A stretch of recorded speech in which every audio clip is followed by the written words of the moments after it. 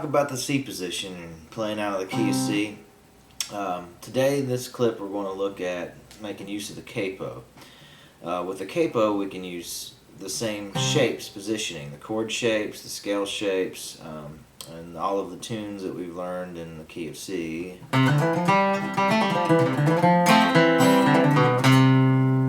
And use the capo to move them into other keys, but they have the same shape. So if we wanted, if say a mandolin player calls out Whiskey Before Breakfast in the key of D, but we know it in C, we're fine, no worries. Capo second fret, play along. Now we're going to talk about how to have the understanding of moving this capo so that you can get into the right key. And we're going to talk about it from the relationship of C position, since we're carrying on with that video, with this series of videos. This chart that's coming up here in a second shows you how the neck's laid out and talks a little bit about where to find the notes and how to move the capo. So let's take a look at that, and then we'll be back. Here you'll see a neck chart. It shows you where the notes are on the fretboard. And explain what you're seeing. This top horizontal line would represent the nut, and these two dark black lines on the sides, here and here, represent the sides of the neck. The 6 vertical lines that run down through, up and down through here, represent the 6 strings: E, A, D, G, B, and E. These horizontal lines represent the frets. So at the intersection of each string and each fret, there's a note. I have listed the naturals, so the non-sharp or flat notes, just so this doesn't get too cluttered. But what this would be is you have open E, F at the intersection of the E string and the first fret. F sharp or G flat, it's the same note, would be at the intersection of the second fret and the 6th string. And then G is at the intersection of the 6th string and 3rd fret, so on. That's how that works. So the reason we're looking at this today is because we want to try to understand how to use the capo to change keys, but use shapes that are friendly to the guitar or friendly to the song we're playing. A lot of times, if you're playing a fiddle tune and you learn it in the C position or C shape, you'll find that the mandolin player would rather play it in the key of D. Well, we don't need to relearn the song. We don't need to start over from ground zero. What we need to do is use our capo to make C sound like D. So by doing that, see, C is here, 3rd fret, 5th string. That's the root of our C chord. The chord would be C, E, open G, and C. But we need it to come out sounding like D. So we're going to move everything we're doing up 1, 2 frets to D.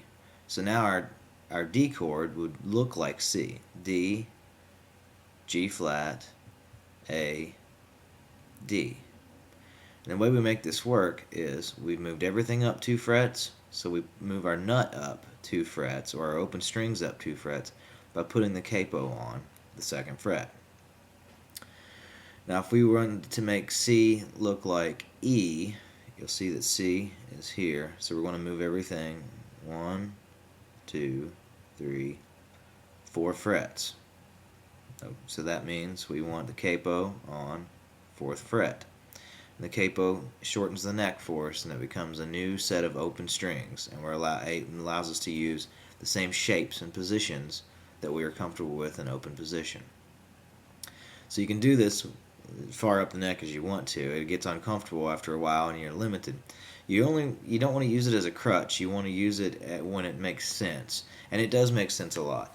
The like I said earlier, converting something from C to D. It's the fiddle tunes or these leads are going to work better in C position, and we've already learned it that way. So we don't want to have to reinvent the wheel. We just use a capo. So let's take a look at what we were talking about in that diagram.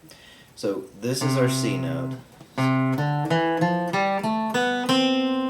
this is our C note. So that scale is based in the open position and it utilizes the open strings.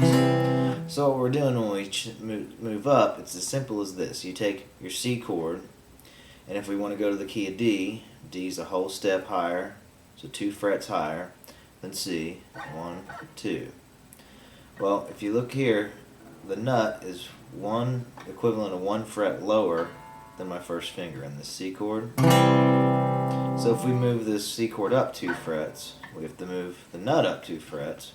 And we're going to use the capo, move up 2 frets. That keeps everything in relationship to each other. We talked about moving up to E. So E is on the 7th fret. So if we form that C chord shape on the 7th fret, then we look and we need to bring the nut in on the 4th fret. So the capo is always going to be in C position, 1 fret lower than the fret your first finger's on. So C shape, bring the capo up here. Now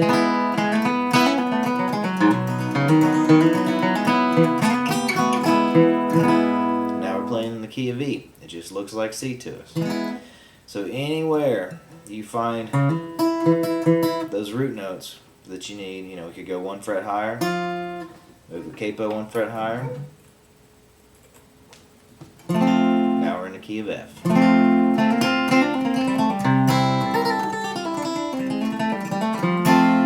There's a bunch of good capos out there. I use an Elliott capo that I love. They're kind of pricey, but it's worth it. It works really, really good. The Shub capos are real good. A lot of people use those. Those clamp onto the side. And then I've used a Page capo as a backup if I don't have the Elliott close by. I like this hoop style because I can just quick change, get it out of the way, come back. I'm using the capo a lot in a lot of circumstances. The Shub, gets out of your way completely. The spring-loaded capos, I really don't like them at all. You can't control the tension, and so however much tension is put onto the strings, that's what you get. So therefore, if it's too tight, it's going to pull the strings sharp and play out of tune. And if it's not enough tension for some reason, the strings are going to buzz. So I would go with something that's adjustable at the very least. But there's a bunch of good capos out there, but you want to have control over it. Yeah. The last thing we'll talk about is capo placement. Where do you put it when you're putting it in place? And I'll use it here on the 3rd fret for now to show you. When you place the capo, you want to get it as close to the working fret as you can, and you want it to be totally parallel to that fret. So if you've got it straight on there, you're going to have the most even reaction from it and not have issues with buzzing and that kind of thing. The closer you get to the fret, the less tension you need. It doesn't have to be as tight, so there's less risk of pulling it out of tune. So close to the fret, parallel to the fret, and only as tight as you need it to make the buzzing go away. With this kind of hoop style, if we start off with totally muted strings when it's loose, and I start to tighten up, as soon as it goes clean on me like that, that's probably enough to get what I need without it being out of tune. So play around with the capo. It's a big handy tool for this style of music, and have fun with it.